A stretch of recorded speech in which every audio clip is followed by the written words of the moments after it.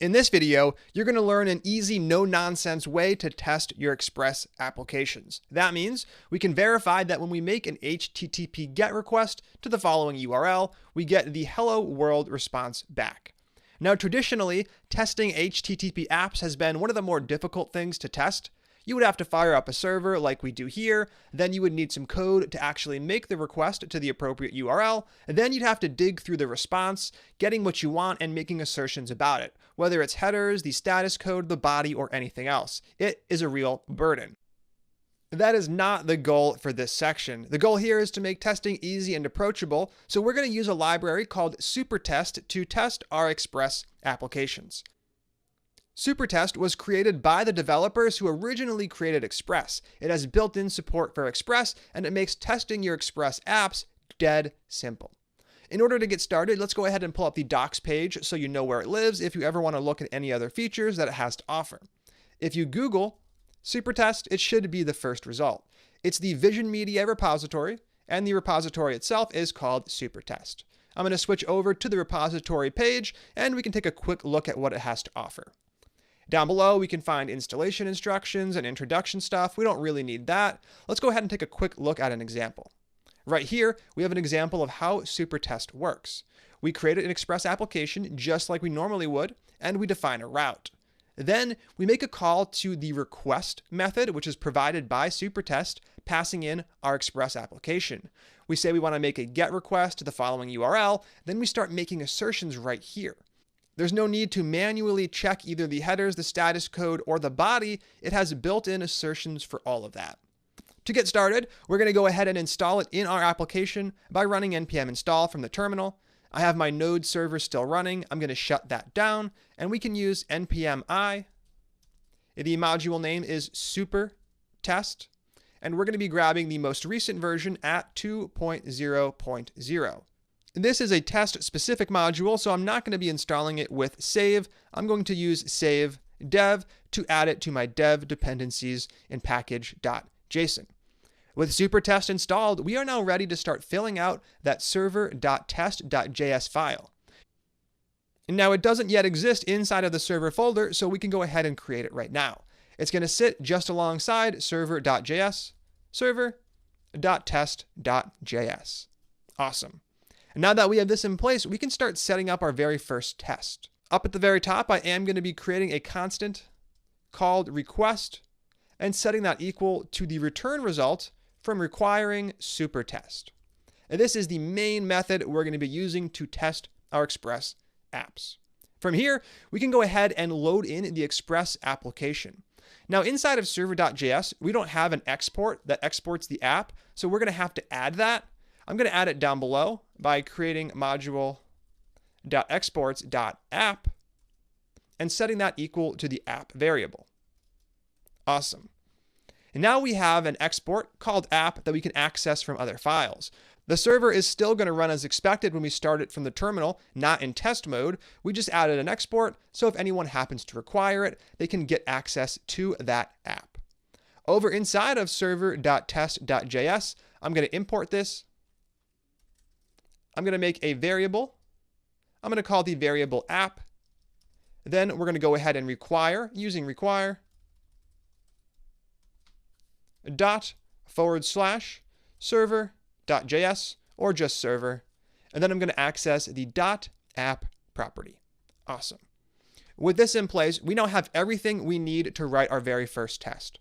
The first test we're going to write is a test that verifies when we make an HTTP GET request to the following URL, we get hello world back. To do this, we will be calling it just like we did for our other tests. We're still using Mocha as the actual test framework. We're using Supertest to fill in the gaps. It should return hello world response. Perfect.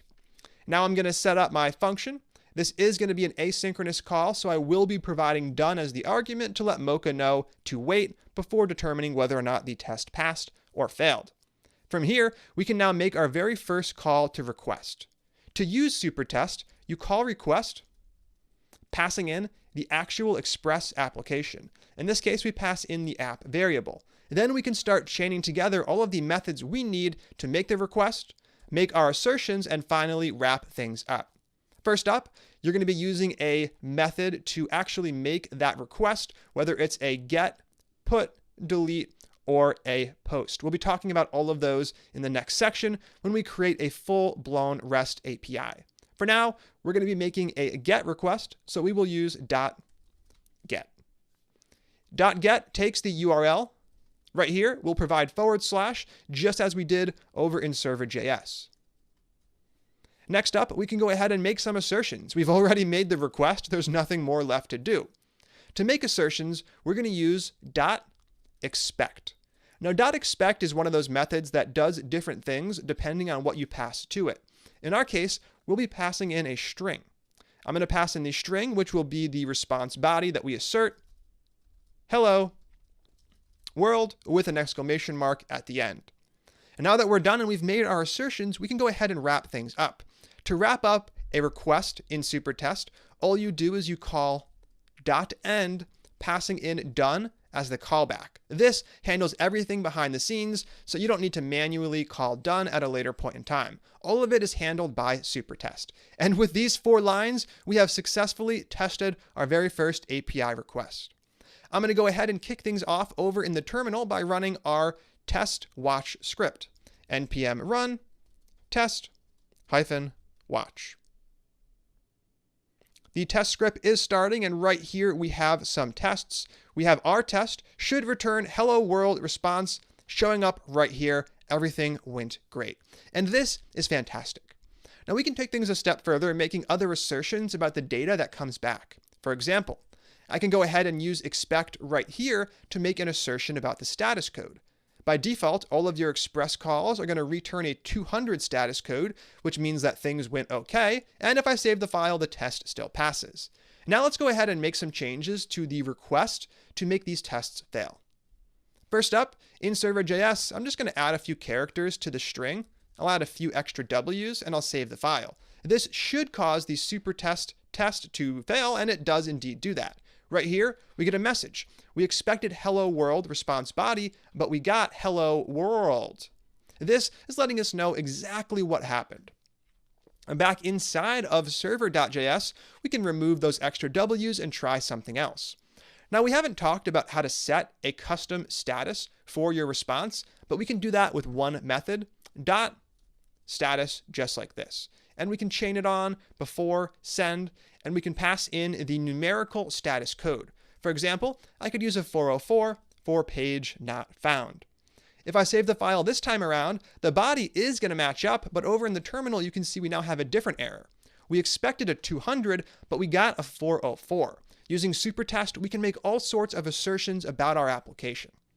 Now, the same thing is true for different types of responses. For example, I'm going to go ahead and create an object as the response.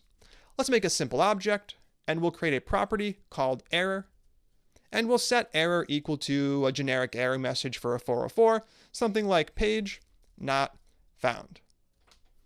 Now, we're sending back a JSON body, but currently we're not making any assertions about that body, so the test is going to fail.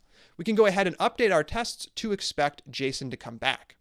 In order to get that done, all we have to do over inside of server.test is change what we pass to expect.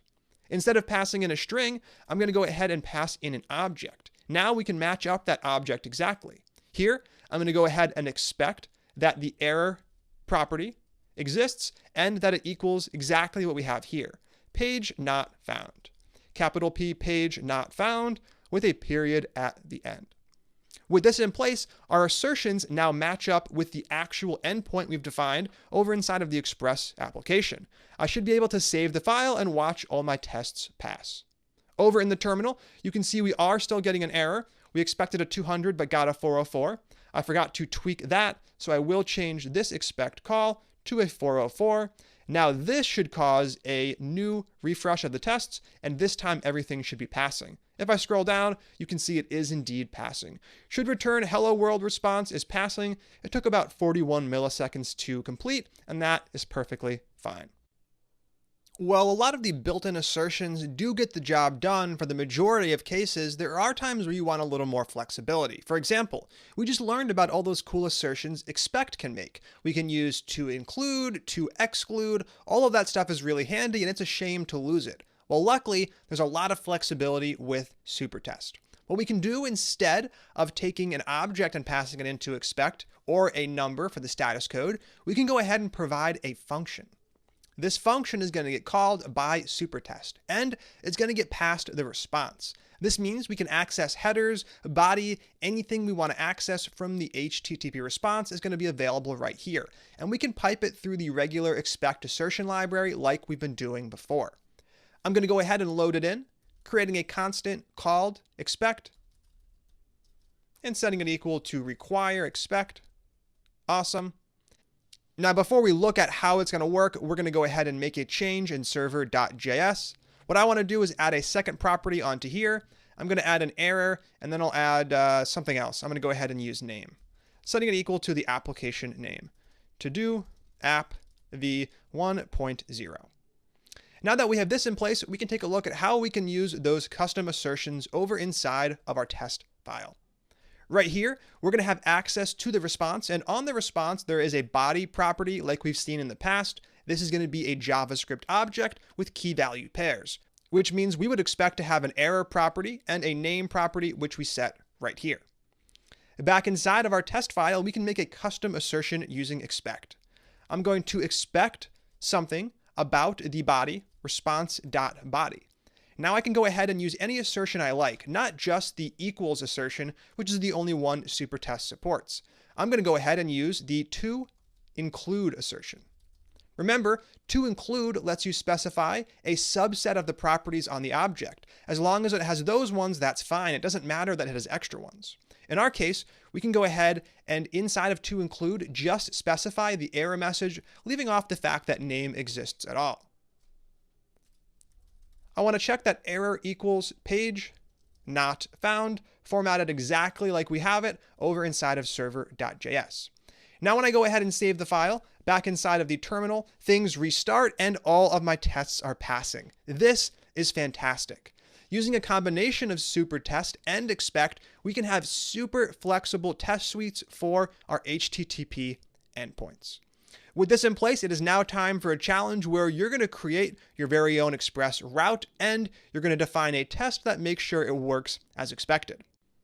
There's going to be two sides to this, the actual setup in server.js and the test. We can start inside of server.js. Down here, you're going to make a new route. I'll leave a few comments to specify exactly what I'd like. It's going to be an HTTP GET route. The route itself will be /users, and we can just assume this returns an array of users. You can pass an array back through the send method, just like we do an object here. Now, this array is going to be an array of objects, where each object is a user. For now, I want you to give users a name property and an age prop. Go ahead and create 2 or 3 users for this example. You can just add yourself and add some of your friends, putting in the first name and the age as props.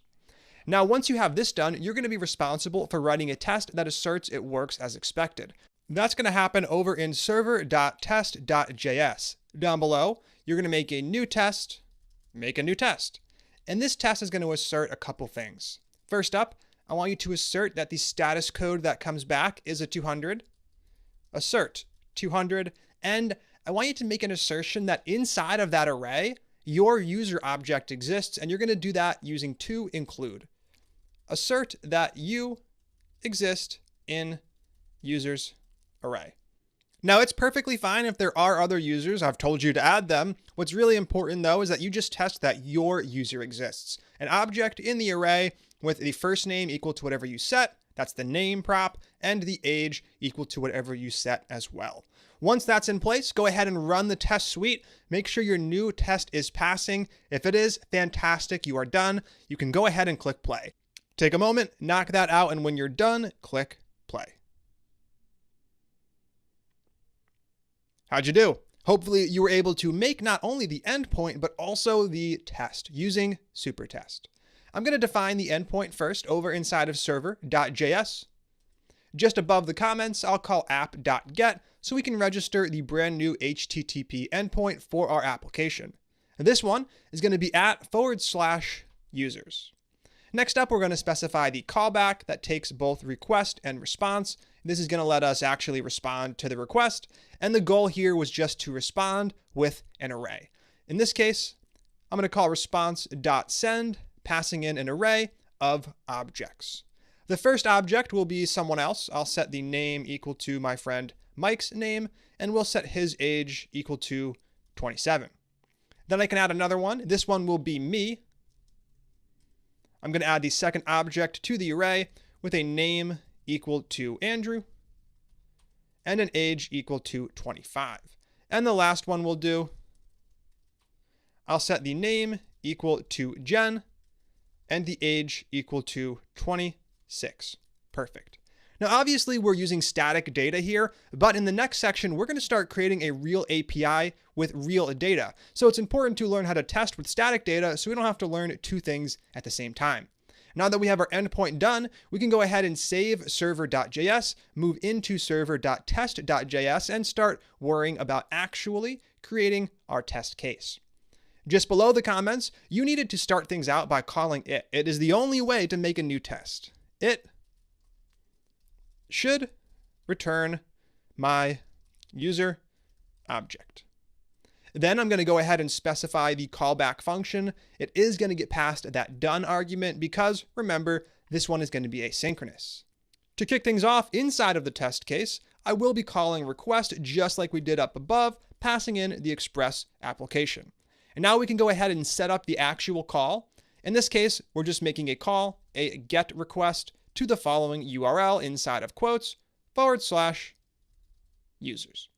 Next up, we can start making our assertions. And the first thing you were supposed to assert is that the status code is a 200, which is the default status code used by Express. I can assert that by calling .expect and passing in the status code as a number. In this case, I'll pass in 200. After this, I wanted you to use a custom expect assertion. This means that you're going to call expect passing in a function, and you're going to use toInclude inside of it to make the assertion that you exist in that user's array. I'm going to call expect the method, passing in the function, and that function will get called with the response. This is going to let us make some assertions about the response. What we're actually going to do is make an assertion using expect. We're going to expect something about the response body. In this case, we'll be checking that it includes using toInclude our user object.